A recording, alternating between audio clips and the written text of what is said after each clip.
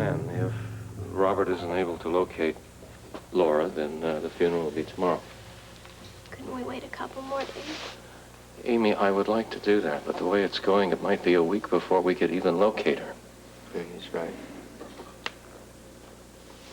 I feel very bad that Laura can't be there for the funeral, but I don't see any other way of doing it. Oh, look, Rick, I know how you feel, but you've made the right decision. I think so, too. What choice did you have? I can't think of any other, that's for sure. Look, if the funeral is tomorrow, you know that everyone will be there. All we need to know is the time and the place. Hospital chapel, as to the time, I'll get back to you later today when I know, and I'm sorry if it's going to be a very late notice, but with the circumstances... Oh, come on, we understand. The phone's been ringing off the hook, and whatever decision you make, we will all support. I'll get it. Thank you.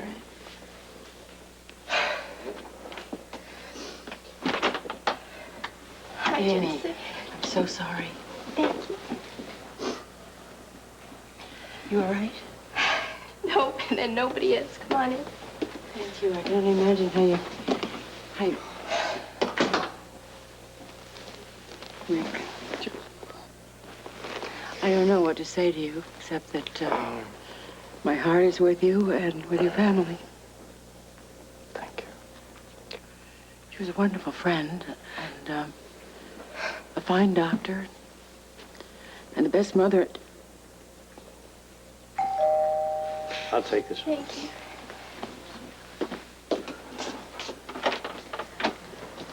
I'm Vi Calvert. I'm a friend of the Webbers. I knew them through the waterfront clinic. When I heard the awful news, I couldn't stay away. Is Doc Rick in? Yes, please come in. Thank you.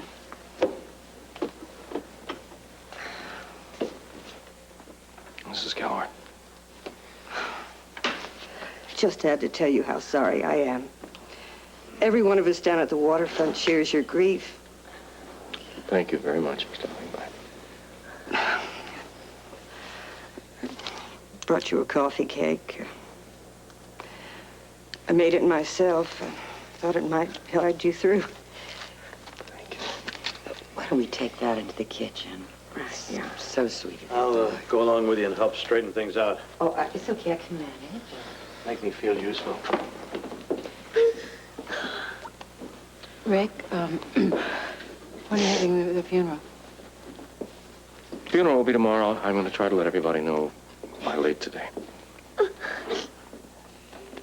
Yeah, well, I'll get rid of my things. Excuse me.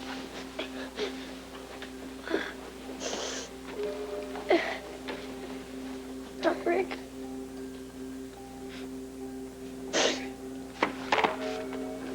Yeah, Mike, yeah. Can I go? Go where? To the funeral. Mike, I think we ought to talk about that. Please.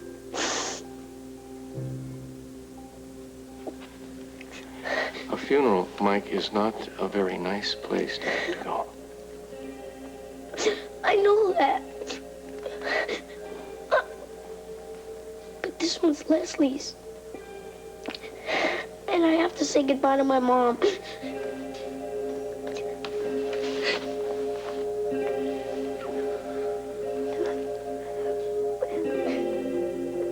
I want to thank you for everything, huh? Oh, my pleasure. Wait till you see her work. She's our resident artist. How nice. Oh, do you do those lovely plastic figurines? Or maybe you do those lovely paintings in velvet? No, neither, I'm afraid. Her specialty is interior design. I can imagine. Well, it has been very nice to meet you, Mrs. LeSueur. Now I'd better get going. She don't want to stay around for a drink? Oh, Jimmy Lee, I'm sure Celia has other things to do. Yes, actually, your mother's right, Jimmy Lee. I have to go home and cook dinner. A woman's work is never done, you know.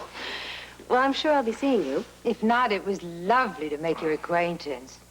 Oh, and best of luck with your art. Thank you. Yeah, I'll be right back. Bye. Bye. Thank you very much. And, hey,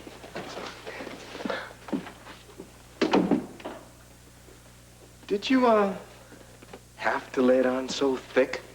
I don't know what you're talking about. I admire the girl. I think it's nice to have talent when you're forced to make your way in the world. Well, as a matter of fact, Celia does have talent. Why don't you go into the bedroom and take a look for yourself? I don't mind if I do have a peek.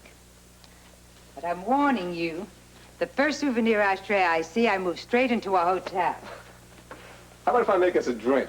Make mine a strong one. It's been a long day. Great. Oh, dear.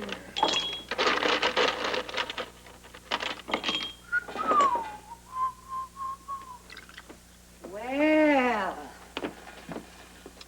I must admit, your girl has a certain flair for design. My girl? Yes, and her sense of color is extremely striking. She does know what she's doing. I told you. Celia was trained in Paris. Really? Mm-hmm. How could she afford that? I don't know. I guess you'll have to ask her. You know, I wanted the best for my mother. What do you mean? Well, didn't you notice that the drapes and the bedspreads were designed and installed by a quartermaid? You mean this girl works for the quartermaid? No. I mean, this girl is a quartermaid. I had no idea. I noticed. Well, that changes things, doesn't it? How's that?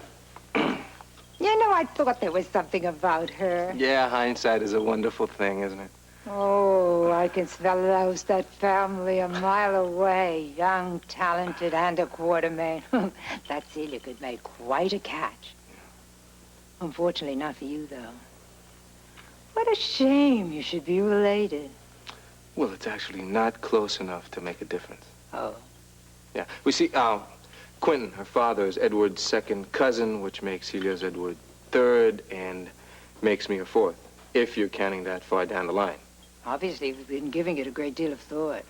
It's crossed my mind some time ago. What happened? Her husband objected. I see. Actually, he was her husband-to-be at the time. What has Celia being married got to do with anything? I found out the hard way. This seems like the sort of story a son ought to tell his mother. Well, there's really not that much to tell. I had a thing for Celia, and I think she had feelings for me for a while, I guess. At least that's what I thought. But she didn't agree, huh? No, I don't know. It's just that when I gave her a choice, she picked the other guy. This, Andrews, Yeah, well, his name was Putnam at the time. he changed his name. He had to. But that's another long story I'll get into some other time, if you're interested. Oh, I am, very. Anyway, we're just strictly friends now. I wonder. What are you getting at? Well, she seemed delighted to have something to do in your bedroom. Mother, don't read anything too much into a How favor. about a glance? Several, as a matter of fact. I saw the way the Celia quartermaid looked at you. Andrews, Celia, Andrews. Not if you put your mind to it. Hello, Alan. Elephant in the air apparent. Pardon? What brings you here? I wanted to see how Edward was doing. I was on my way home from work, and I thought I'd check in here first. He's just fine, thank you. He'll be home tomorrow. Oh, that's terrific. I'm so glad to hear it. This must be your week for good news. What do you mean? As if you don't know. Alan? Is there something you're not telling me? I shouldn't think so. Well, what is it you're talking about? I mean, Your newfound wealth. you know, one of us is not making any sense. Do me a favor, will you? Drop the act. I know all about it, all right? You know all about what? I was there today at the signing. I'm surprised that you weren't there, though. What signing? Grant Putnam's will, of course. What has Grant Putnam's will got to do with me? Who the hell do you think are the beneficiaries? I have no idea. You and Celia. You and Celia are the sole heirs to his entire estate. Don't tell me you didn't know anything about it. No, I didn't. Not until just now. The man leaves you his entire estate and you don't know anything about it? He must have told somebody. I think I know who.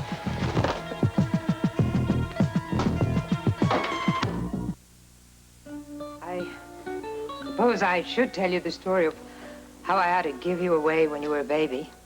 Yeah, well, I was too young to understand. Well, it nearly broke my heart. But I couldn't think of myself. I had to do what was best for you. Bail out. Well, if I did, it was because of your father. He wouldn't give me the money I needed to properly raise you. Why? Well, because you were a love child. Not an heir, at least in Edward's eyes. Not to mention the eyes of the law.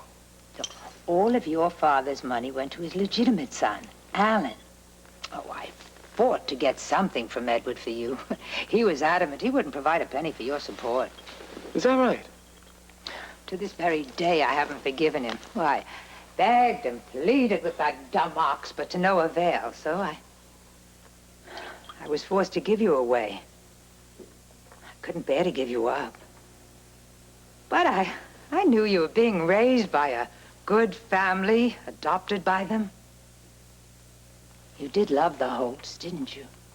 Like my own parents. Then surely you don't hold it against me. Not anymore.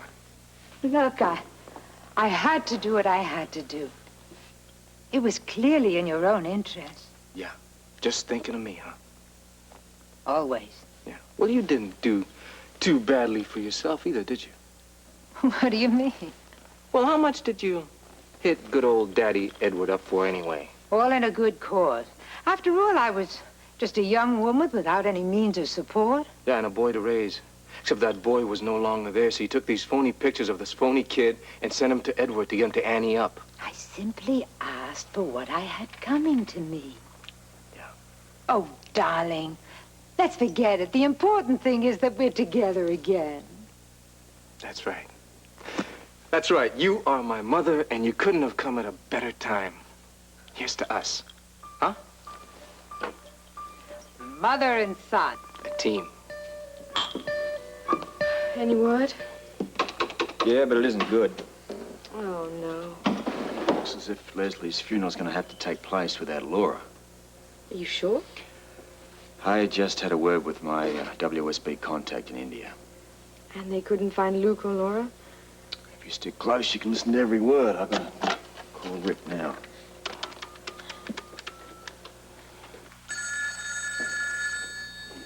Hello. Rick, it's Robert. Did you hear from India? Yes. Well, tell me, what? Look, I'm sorry to say that my contact has disappointing news. They couldn't find Luke and Laura. When he got to the village, they'd already gone. They stopped in on the way to pick up supplies. At least that's what the villagers said. Supplies for what? Apparently they took off backpacking. Do they know where they went? Well, no one seems to have any idea how to get in touch with them. They could be incommunicado for days.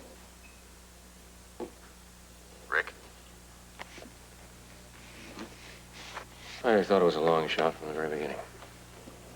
Look, Holly and I feel pretty bad about it.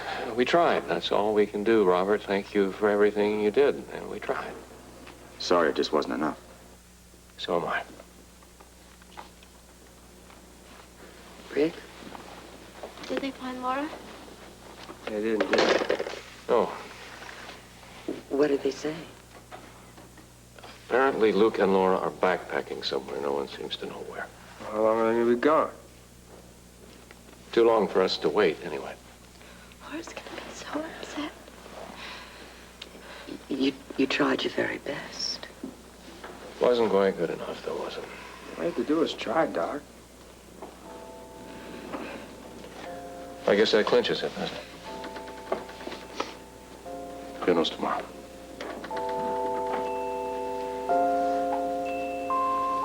You do mix a good drink among your other talents. Would you be a dear and make me another one? Don't you think you ought to hold off for a little bit? Why? Because, for one thing, it's still afternoon. You are the sweetest boy. Here I am, barely off the plane, and already you're worried about me. Well, I'm not used to having a mother around. I'm out of practice. Well, one thing you better remember is this mother can take care of herself. That is one thing I am sure of. So do what your mother says and get her another drink. Yes, ma'am. Besides, I'm celebrating. How often does a mother get to have a reunion with a son she hasn't seen in Too many years. That's right. This is a special occasion, isn't it? You know, I was afraid you'd hold a grudge against me after all these years. Oh, come on, that's history. I'm so happy to hear you say that. I'm a very lucky woman to have such a wonderful son, and such a successful one, too. Well, you haven't seen nothing yet. Here you go. Thank you. I got plans, big plans. To my successful businessman son. And the mother who made him what he is today. Adopted.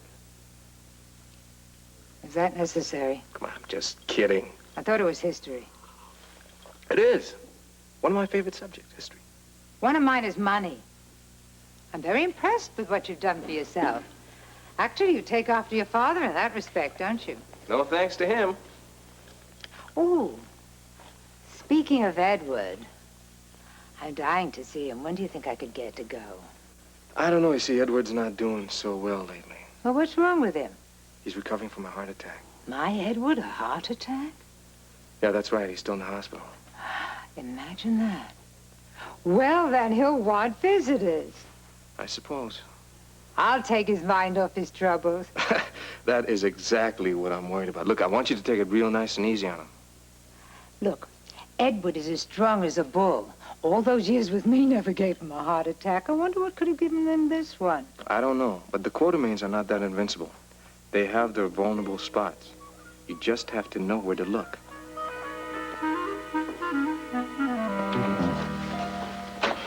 Hello, darling. How's your day? Fine, until I stopped up at the house to see how Edward was doing. Oh, no. Has he taken a turn for the worse? No, he hasn't, but we have. What are you talking about? I talked to Alan. So? He told me what happened today. What did happen? Oh, please, please, no, don't give me this dumb routine, okay? Grant Putnam signed his will today. I suppose that you didn't know that he named us as his beneficiaries. I knew. Yes, you knew. You knew all along, and yet you went right ahead and you didn't say one word about it to me.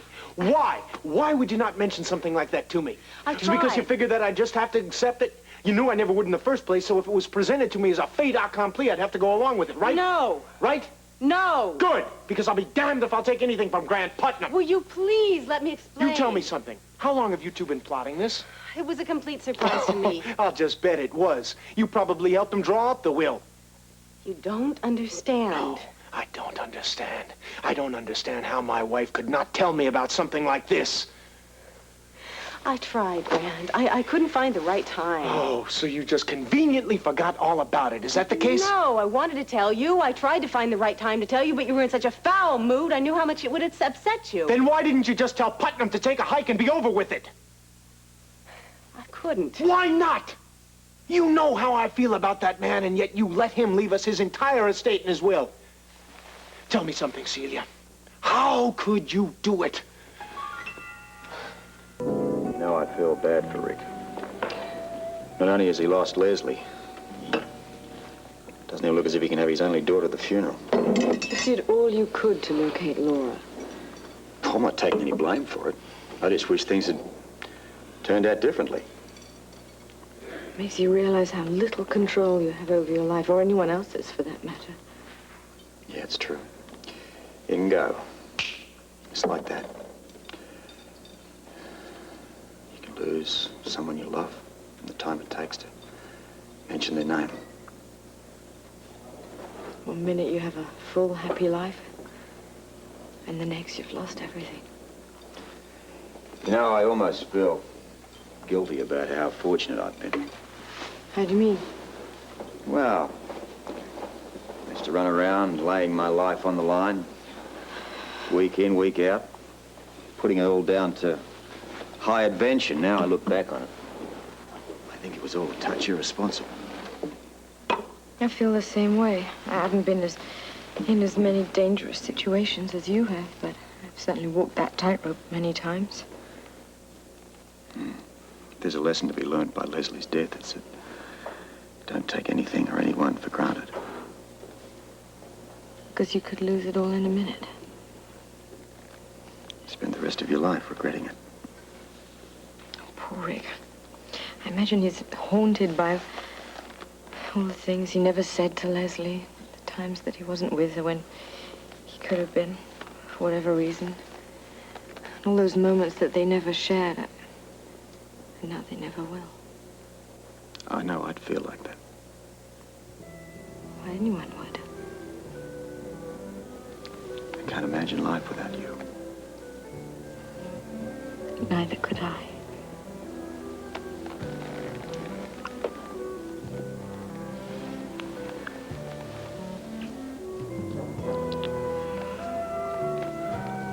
I don't know if I could handle what Rick is experiencing right now. That which doesn't kill me makes me stronger. You believe that? We're the proof. There are a lot of different ways to put your life on the line, but I think that loving someone is the most dangerous. No question. But certainly the most rewarding. It's kind of ironic. We've been risking our lives for years, and we're still here to talk about it. Leslie, who led a very ordinary life, suddenly dies without warning. Doesn't make sense. Makes you appreciate what you've got while you've got it. I certainly do. Me too.